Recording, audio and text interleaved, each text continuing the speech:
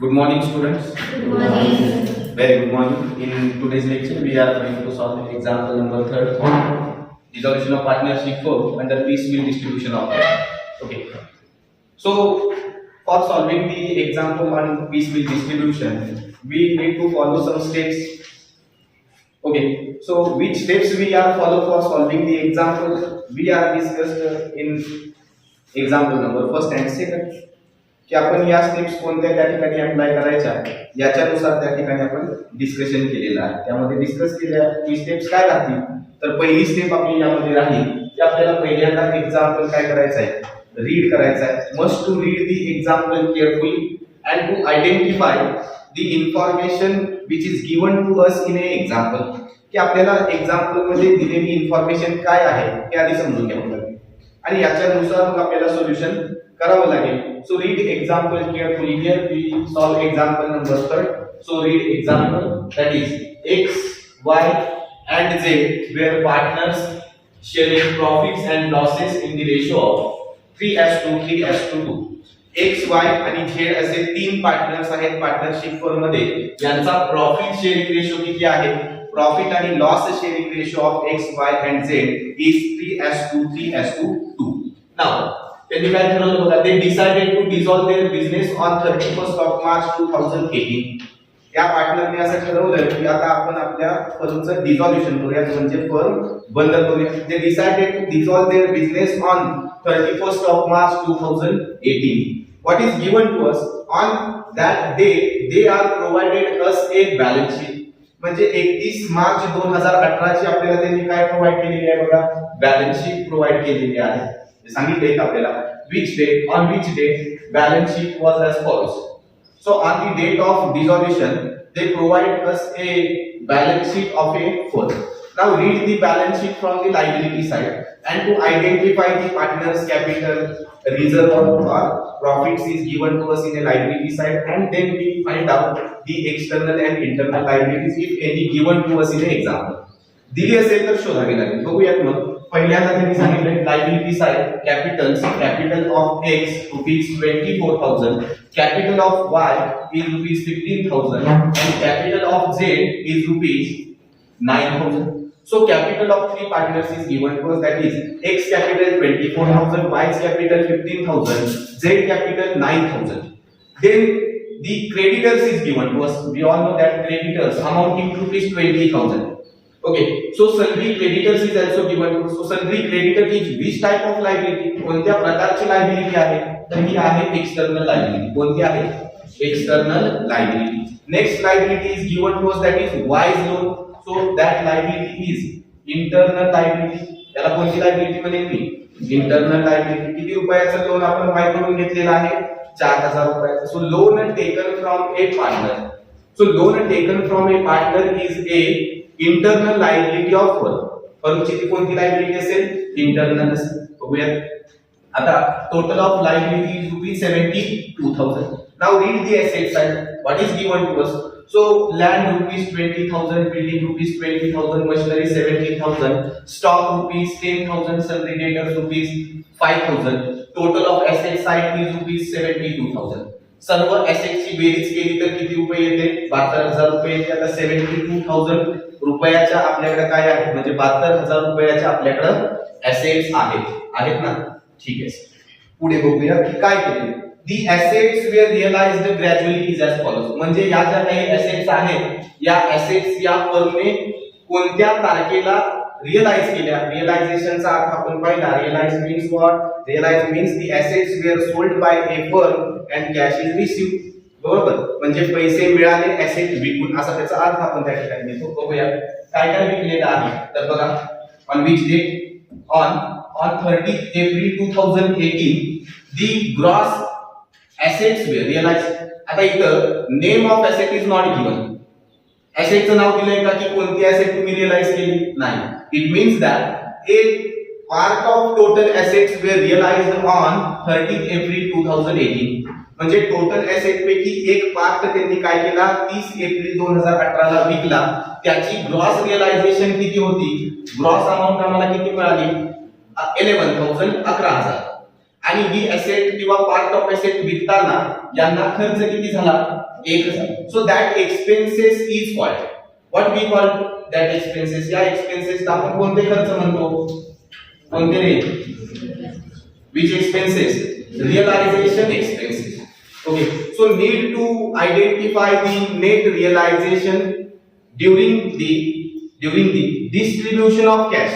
जेव्हा मी cash distribute करेन तेव्हा मला या रिअलायझेशन मधून नेट अमाउंट फाइंड आउट करावी लागेल. नेट अमाउंट कशी फाइंड आउट करेन, तर gross realisation minus realisation expenses मला मिळतील net realisation. So net realisation काय असेल, 11,000 minus 1,000. So net realisation is rupees 10,000. किती असणार आहे 10,000. So that are the information is provided to us in a example. Again, the next asset were realized by a firm on 28th of May 2018.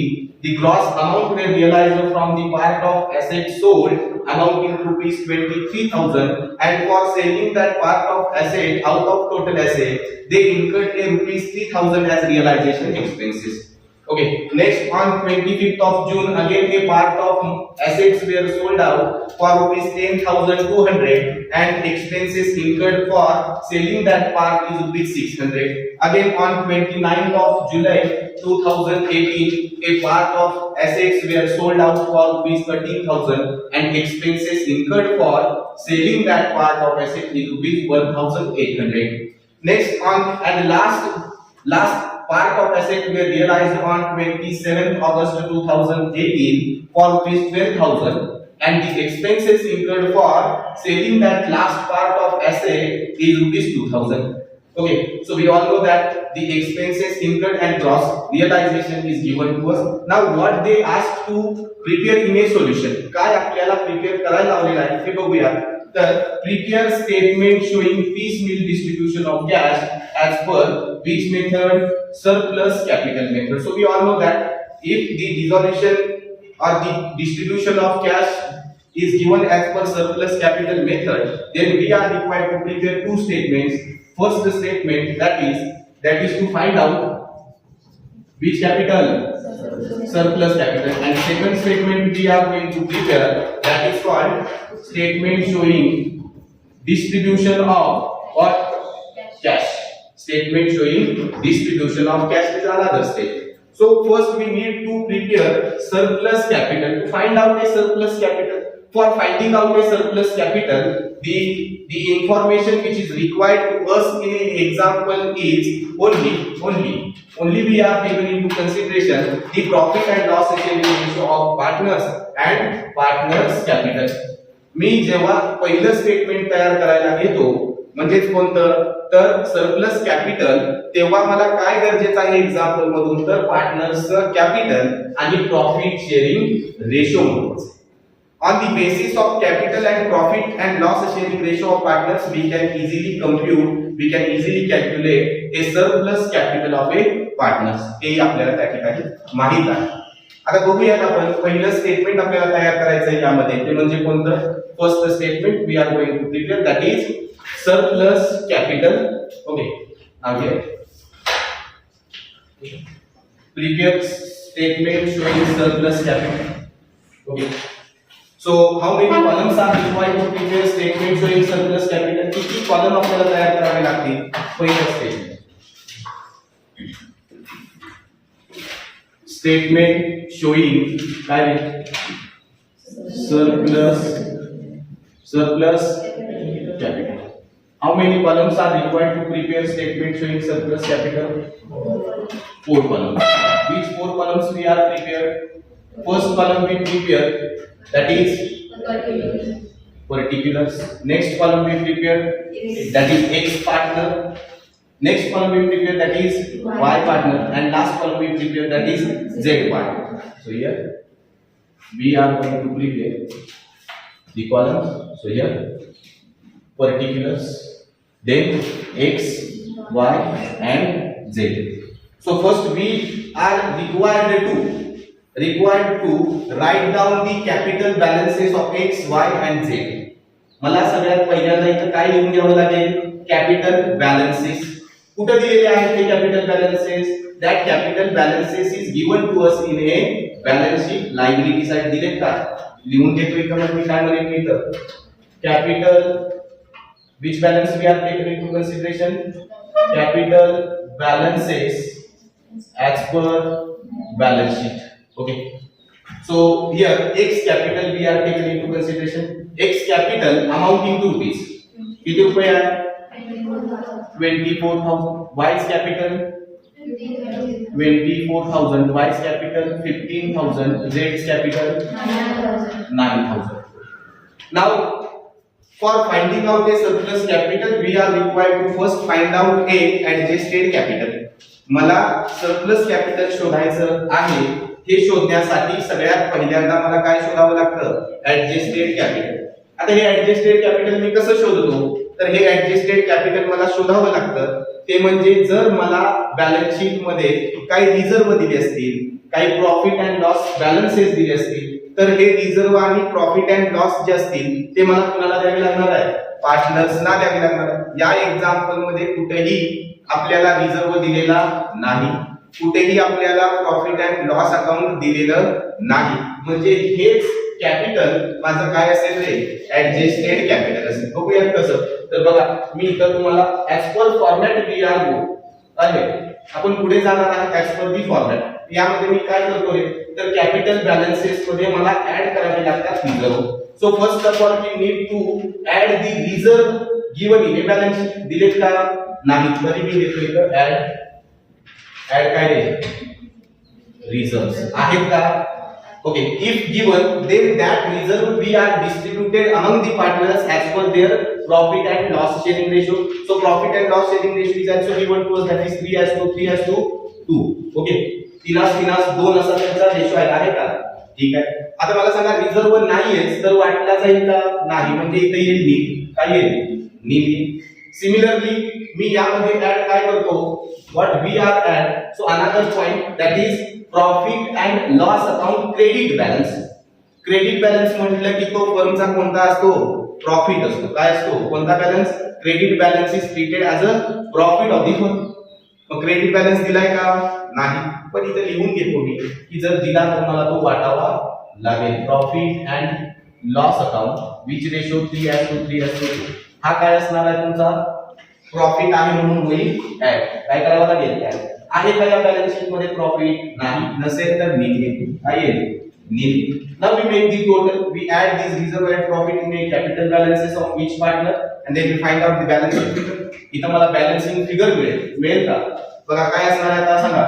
balancing figure no change in capital so capital remains the same x capital 24000 y capital rupees 15000 whereas z's capital rupees 9000 आता हे माझा adjusted capital आहे का नाही मला यातून काय लेस करावे लागतात लॉसेस लेस करावे लागतात आहेत का यात लॉसेस नाही म्हणजे मी पुन्हा इकडे म्हणतो लेस काय करतो रे which balance profit and loss which balance we are taken into consideration debit balance कोणता बॅलन्स डेबिट त्याला म्हणतात अकाउंट कोणत्या रेशोने जातात profit and loss sharing ratio हेही आपल्याला बॅलन्स शीट मध्ये दिलेलं नाही नसेल तर हे नील आलं आता जे काही आपल्याला बॅलन्सिंग फिगर मिळेल ती माझं काय असेल ते ऍडजस्टेड कॅपिटल काय असणार आहे adjusted capital so capital is remain same काय बदलतंय का बदलणार नाही कारण आपल्याला या एक्झाम्पल मध्ये रिझर्व दिलेला नाही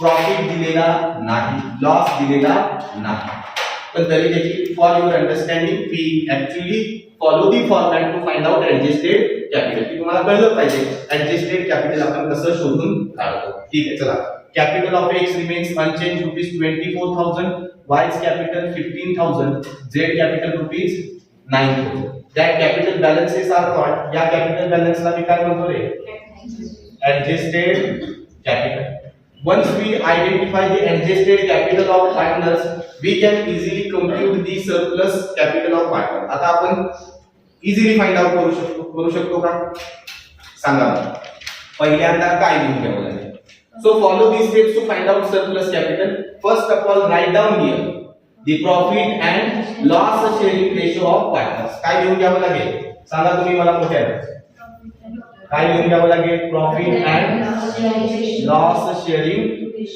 रेशो दिलाय का आपल्याला बघा इथे मी लिहून घेतलाय 3:3:2 म्हणजे काय 3:2 3 x ला 3 y ला 2 z. सो 3:3:2 रिस्पेक्टिव्हली असं सांगितलंय रिस्पेक्टिव्हली. मग 3:2 x profit and loss sharing ratio is 3, y profit and loss sharing is also 3, तो ही 3 चा, and z profit and loss sharing ratio is 2, that is 2. Now once we write down the profit and loss account or profit and loss sharing ratio, we can require to find out unit capital. काय शोधायचं आहे मला याच्यानंतर काय शोधावं लागेल unit capital. काय शोधणार आहे मी unit capital. So how to find out unit capital? unit capital कसं शोधतात काय करावं लागेल adjusted capital divided by ratio. काय घेतो मी adjusted capital divided by ratio म्हणजेच काय आहे x adjusted capital divided by x profit sharing ratio. बरोबर ना. that is 24,000 divided by 3 is equal to 8,000. किती आलं 8. Similarly 15,000 divided by profit sharing ratio of 1, that is unit capital is rupees 5,000. Similarly 9,000 divided by 2 is equal to 4,500. 4,500 is the unit capital of Z. मिळालं का unit capital? unit capital कसं काढणार adjusted capital divided by profit and loss sharing ratio of each partner. That is 24,000 divided by 3 is equal to 8,000 is the unit capital of X.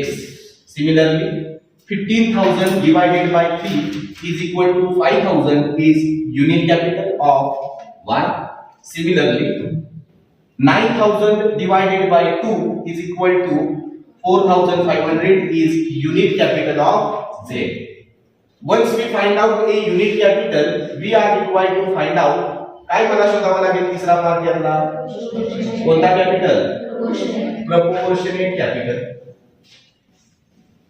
which capital आता सांगा proportionate capital. For finding out a proportionate capital we are required to select a base of unit capital. मला कशाचा base घ्यावा लागतो मला proportionate capital शोधण्यासाठी unit कॅपिटलचा base घ्यावा लागतो. मग हा बेस कोणता येईल माझा which value we are taking into consideration as a base for finding out a proportionate capital.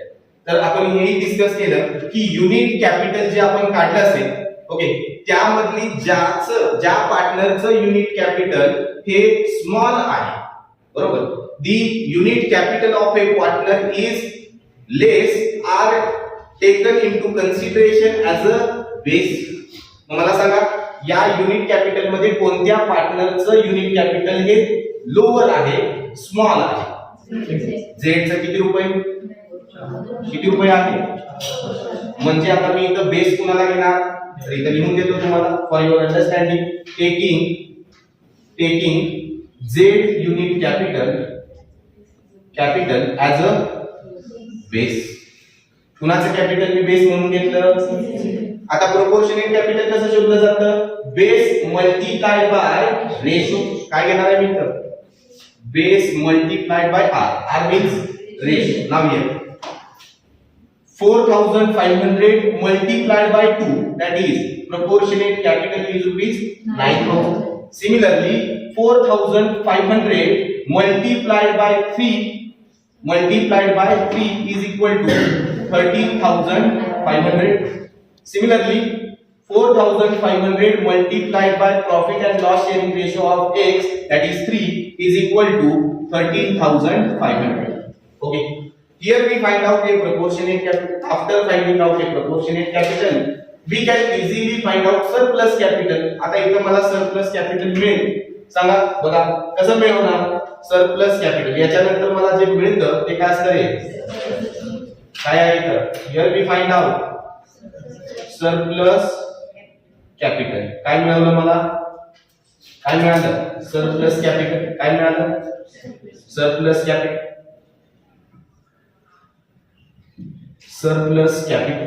Surplus capital is equal to adjusted capital minus PC, बरोबर ना? काय करतो मी आता? Adjusted capital minus proportionate capital. PC means proportionate capital. बघा adjusted capital किती आहे? एक Z partner adjusted capital is rupees 9000. So deduct 9000 or deduct proportionate capital from adjusted capital. So here 9000 minus 9000 is equal to 0. 0 means here z partner becomes a nil. काय झाला तो? nil झाला का nil? सांगा इथं proportionate capital adjusted capital minus proportionate capital that is 15,000 minus 13,500 is equal to 1,500. Similarly 24,000 minus 13,500 is equal to 10,500. Here we find out a surplus capital of x and y. मिळालं का मला? x आणि y चं surplus capital मिळालं. पण that is not enough. हे काही enough नाही. 3 पार्टनर्स आहेत. 3 पैकी किती पार्टनर्स नील करायला लागतात मला? Need to nil the 2 partners out of that 3. मग आता नील करायचं असेल तर पुन्हा या 3 स्टेप मला खाली फॉलो करायला लागतील. अगेन मी follow same steps to find out absolute surplus capital. मला ऍब्सोल्यूट सरप्लस कॅपिटल शोधायचं असेल तर पुन्हा या स्टेप्स मला फॉलो करायला लागतील. लिहून मला सांगा पहिल्यांदा लिहून टाकायचं. पहिल्यांदा काय लिहून घ्याले? which ratio? Profit and loss sharing ratio. Now here we only taken into consideration the profit and loss sharing ratio of x and y only, that is 3 z is nil. Now after writing down the profit and loss sharing ratio, what we are find out? काय शोधणार आता मी? काय शोधणार? मोठ्याने सांगा जरा. Unit capital. सांगा unit capital. आता तुम्ही calculate here unit capital. So unit capital is equal to surplus capital divided by ratio. Surplus capital divided by ratio. R means ratio. Now here 10,500 divided by 3 is equal to 3,500. 1,500 divided by 3 is equal to 500. Z is nil. Now find out. काय शोधा? Proportionate capital. For finding out a proportionate capital, required to select a base of unit capital. मला unit capital चा काय select करावा लागेल? Base select करावा लागेल. चला मला बेस मी काय घेणार? y unit capital is taking as a base. का y घेतला? तर y चं unit capital हे सगळ्या लोअर आहे, कमी आहे. आणि काय किती आहे ते? 500 आहे. मी इथे लिहितो. कुणाचा बेस घेतला मी? Taking y's unit capital as a base. Got it? Now proportionate capital is equal to base multiplied by ratio. Base multiplied by r. R means ratio. Now here 500 multiplied by 3 is equal to 1,500. Okay, proportionate. Similarly 500 multiplied by 3, that is rupees, again 1,500. बरोबर? एवढंच आहे. आता मला शोधायचं आहे absolute capital किती. सांगा absolute surplus capital कसं शोधेन मी? Absolute surplus capital is equal to कसं काढलं जातं? Surplus capital minus PC proportionate capital. So here 1,500 minus 1,500. 1,500 minus 1,500 किती आले? 0 means nil. Here we find out a absolute surplus capital, that is y partner becomes a nil. तो झाला nil. आता शोधा z चं, सॉरी x चं. x किती आलं? Again 10,000 means surplus capital. Here surplus capital minus proportionate capital 1,500. Here amounting to rupees 9,000. Absolute capital we are finding. मिळालं का मला इथं? बघा दोन पार्टनर इथं नील झाले. झेड तर ऑलरेडी नील झाला, झेड नंतर कोण नील झाला, Y. So here find out absolute surplus capital of x. किती रुपये आहे, 9000. 9000 is the absolute surplus capital of Z. आता ह्याचं रिपेमेंट करता, याचे पैसे देताना कसे देणार, तर first we are required to repay the external liabilities, then we repaid the internal liabilities. After payment of internal liabilities we are required to pay first which capital, absolute capital, and after repayment of absolute capital we are required to repay surplus capital. surplus capital यात y चे किती आहे 1500, तर यांचं किती असेल, किती असणार आहे यांचं देखील 1500. का असेल 1500, why, because out of 10,500 9,000 we are paid first as an absolute surplus capital. So we deduct a absolute surplus capital paid to X from the surplus capital and remaining balance we repay as a surplus capital of X and Y. समजतंय, म्हणजे मी जर absolute capital आधी paid केलं असेल 10,500 पैकी, तर मी दुसऱ्या step मध्ये या दोघांना किती पेड करणार आहे, ही माझी सेकंड स्टेप आहे. कोणती स्टेप आहे, पहिली स्टेप ऍब्सोल्यूट, दुसरी स्टेप माझी सरप्लस. पण मी एक्स ला पैसे देताना 10,500 देणार नाही. का देणार नाही, तर त्यांना किती दिले आधी 9000. मग हे 9000 मी 10,500 तून काय केले पाहिजे, मायनस केले पाहिजे. किती आले balancing figure 1500. 1500 surplus capital x ला आणि 1500 सरप्लस कॅपिटल कुणाला, वाय ला. मी कोणत्या स्टेटमेंट मध्ये देणार, in statement number second, statement showing distribution of cash. Got it. So that statements we are discussed in our next lecture. Okay, thank you. आले का?